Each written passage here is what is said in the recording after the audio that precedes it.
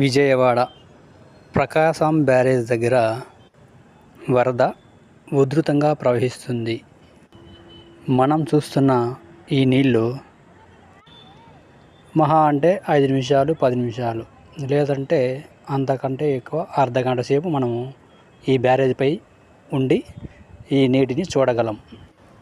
కానీ నిత్యం 24 గంటలు ఒక్క సెకండ్ ఖాళీ లేకుండా ఇంత నీరు ప్రవహిస్తుంది అని అంటే దాన్ని బట్టి మనం అర్థం చేసుకోవచ్చు. వరదల కారణంగా ప్రకాశం బ్యారేజ్ పైవైపున బ్యారేజ్ మొత్తం నిండిపోయి ఉంది.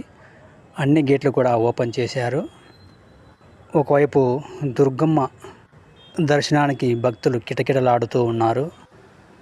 ఒకవైపు కృష్ణమ్మ పరవళ్ళు తొక్కుతూ ఉంది. ఇది మనం చూస్తున్నది బ్యారేజ్ పైవైపున ఉన్న వాటరు. ఈ పైవైపు నుండి వాటర్ మొత్తం గేట్ల ద్వారా కిందికి ఎంత ఉధృతంగా ప్రవహిస్తుందో మనం చూస్తున్నాం కదా. అంత వాటర్ ఒక్క సెకండ్ కూడా ఖాళీ లేకుండా సముద్రంలోకి ప్రవహిస్తుంది. ఎంత నీటిని మనము వృధాగా సముద్రంలోకి వదులుతున్నామో చూడండి. ఇది బ్యారేజ్ పైన వాహనాలు కిటకిటలాడుతూ ఉన్నాయి. పారే నీటిని చూడడానికి జనాలు కూడా కిటకిటలాడుతూ